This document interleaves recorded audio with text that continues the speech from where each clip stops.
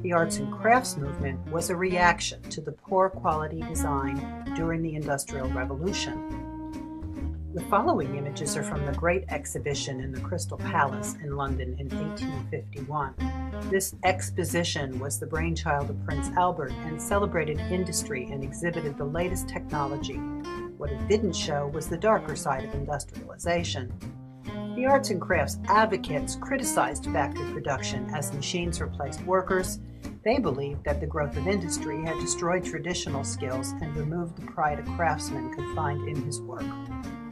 Some members of the movement formed themselves into craft guilds based on medieval examples in order to encourage high standards of design and provide a supportive working environment. The Gothic revival also had a strong impact on the arts and crafts style. The interest in all things medieval and the use of strong forms and colors appealed to artists. Straightforward use of material, structure, and function, promoted by A.W.M. Pugin, were shared principles of the arts and crafts movement.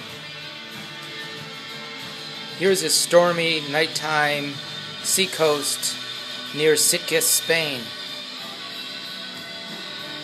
This one's a back garden patio in Portugal. Here's a hookah market in Granada, Spain. This one you've seen. It needs a little bit of work. It's from Belize. This one's coming up soon. Reading the newspaper about John Paul II dying while in Belgium. A seascape from Mexico that had to get torn off its frame when last time I got sick. Oh, one more. Here's a sunny day seascape from the Spanish Riviera.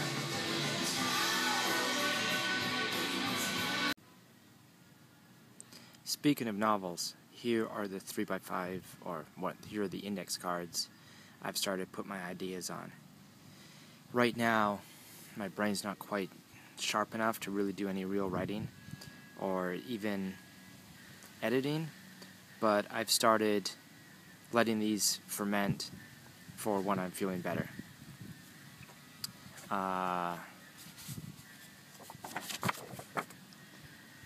Well, that's going to be reversed for you to see.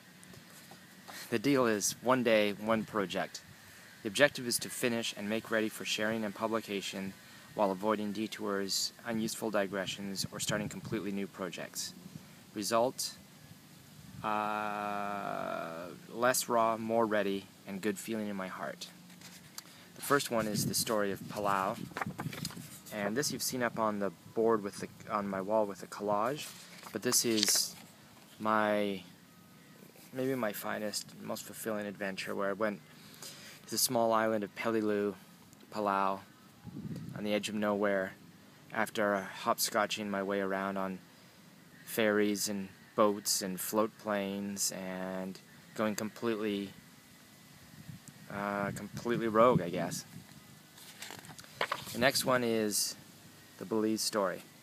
This one you probably know is when I had sold one of my internet companies in 2000. The acquiring company turned out to be evil. They seemed nice before the paper was signed, but they wanted me to take a drug test. Called me in the office. VP HR flew up from California, and we heard you were smoking marijuana at the company golf tournament. Well, no shit, right? But I lawyered up and fought back and split town to let the process go. And I went to an island called Key Cocker that had just had a big hurricane, and I found a little cabin to rent for $8 a night, and I just sort of hunkered down and went local for a couple weeks. I had a broken wrist at the time, too. What's up with me and hospital visits? The next one, I did a dictation of this, but I'm not sure how. I haven't read it back, but this was me and my buddy Marty Kendall going down a canyon in southern Utah and getting caught in a flash flood and having to jump off this waterfall, and there's straight canyon walls up either side, and it was hardcore. And then we finally had to throw our packs down and then dive down and grab them, haul them up, and then took a bunch of pain pills and fell asleep by the fire and awoke with my clothes on fire. The next morning our boots were melted and we still had a 2-day hike that we did in one day, marching out of there. And then we had no car at the end, we had to hitchhike, and we were like tore up vagabonds. Ended up in a little town and camped in behind like some tasty freeze in some town there. Next one is the story of Yap. Yap is an island near Palau, relatively speaking, where they use giant stone money. The women are bare-breasted. All the land is run by tribal chiefs, and I had a real powerful experience there because and I started to dictate this one, so we'll see if it gives me some framework. Because I speak Japanese, I could speak with the old-timers rather than having to have a middle ground with the young folks.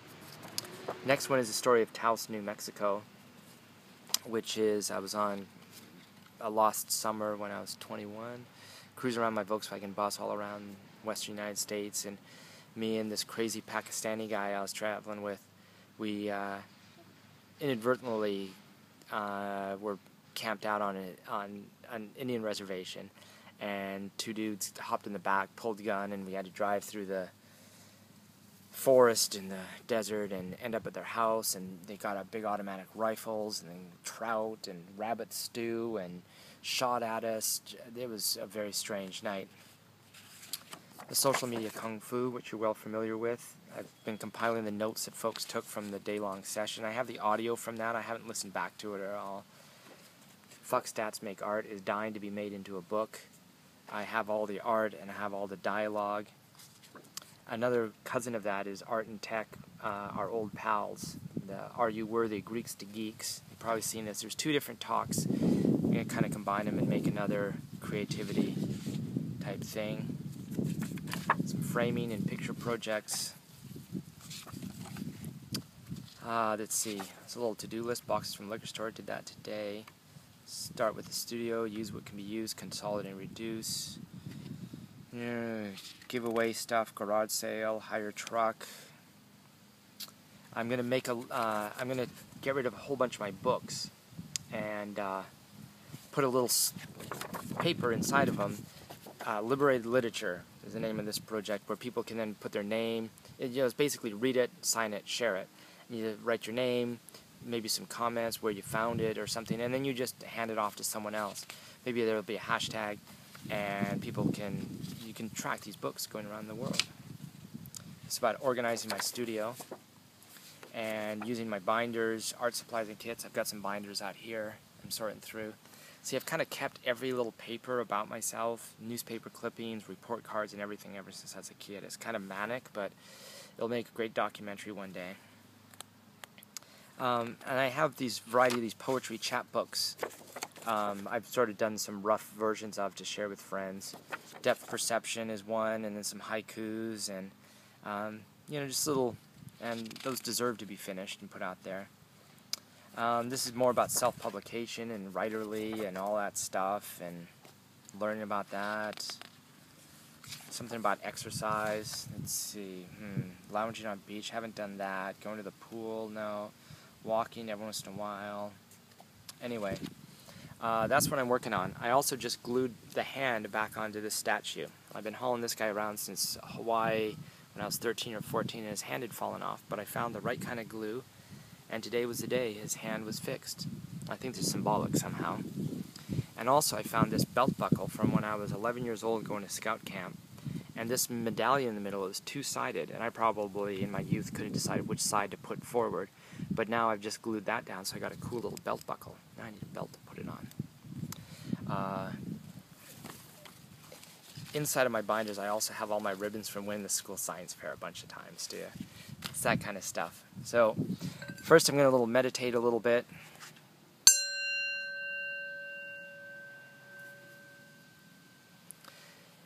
And then keep futzing along with my projects.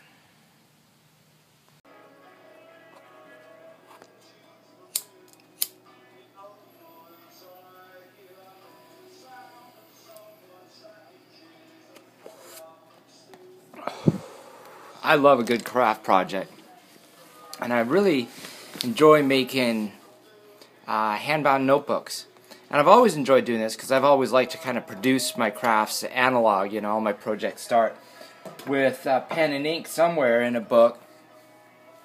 And years ago I learned how to do kind of a Japanese style binding technique, which I remixed. And while I've been sequestered down here in PL, that's 2 words, Washington, I made a new batch, 6 of them.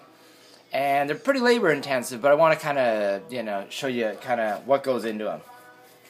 So, let's grab this one here. My very first one started with when I made these cover art of my big drawing and art book. And I made a bunch of these on a letterpress, the former state of Washington letterpress machine. And then, let's see what I can do here. Then they got board games as the backing boards, and I found a board game called Therapy, which is pretty appropriate for me right now. And I love the way that this green hemp paper matched the green squares on the board. And sometimes I even get a little surprise on the back, so I can make a little inscription, so each one of these will get signed over to someone with by use of this fountain pen. And that's a piece of paper from Japan that I've held on to for years. And on this you can see how the stitching work goes, kinda. And then I put another little binding on the edge to clean it up. And then there's another piece of the board game there to kind of create the hinge. So when you open it up, voila, you get a nice clean hinge there, and you can go about your work. Okay, let's take a look at a few others of these. This one here, I used a sample pack of pure hemp paper of all kinds of different cardstocks and so on that I've had for years, and I left a little information about each of the paper sheets available, mixed in a few others, and put a little thing here, a little interdisciplinary message of Van Gogh's notebooks, and someone making a painting of Van Gogh in a new style. Everything gets a little neat, something neat. Therapy on the back, so I guess you can call this the Therapy series. And a little bit of Chinese New Year's paper to kind of tidy up that edge there to go along with the binding. Alright. Now this one here, it's a little bit more of a vertical layout. I'll turn it here so you can see it.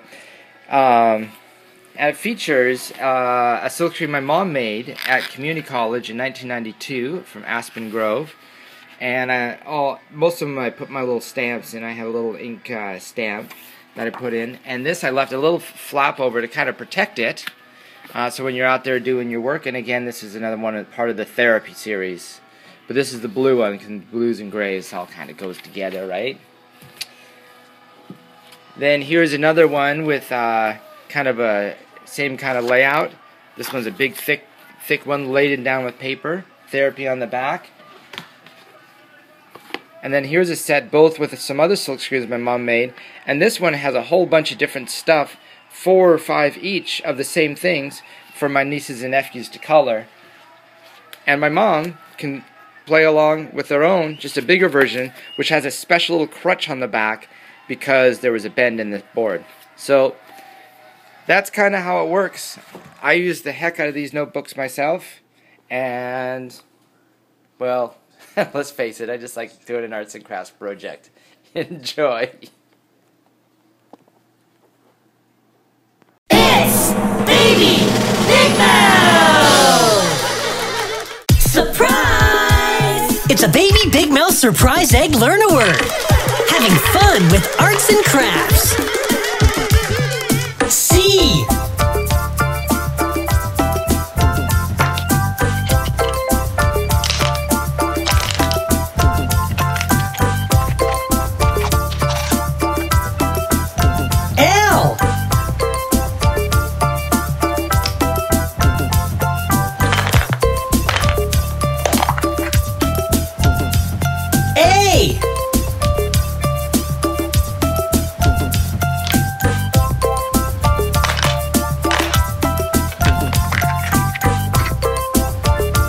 Why? And what's that spell? Clay. C L A Y. Clay. Now for a spelling surprise.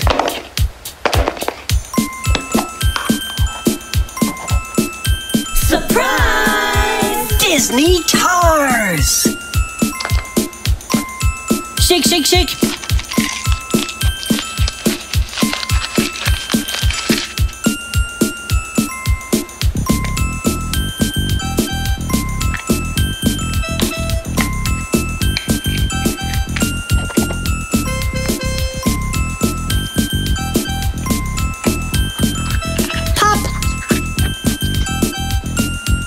Disney Pixar Cars Special 3D Edition.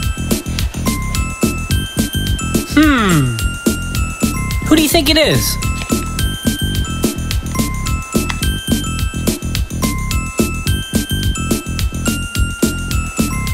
I thought so. It's Tomater.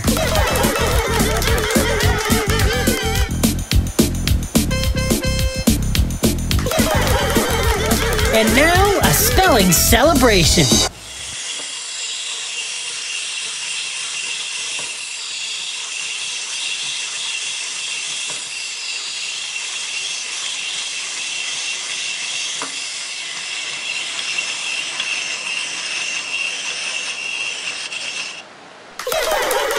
Thanks for cracking us up. Bye-bye. It's Baby Big Mouth. Subscribe for surprises.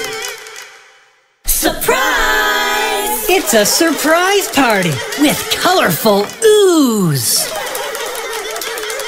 So let's see what putty colors we have and see what color wins. Ready? Purple!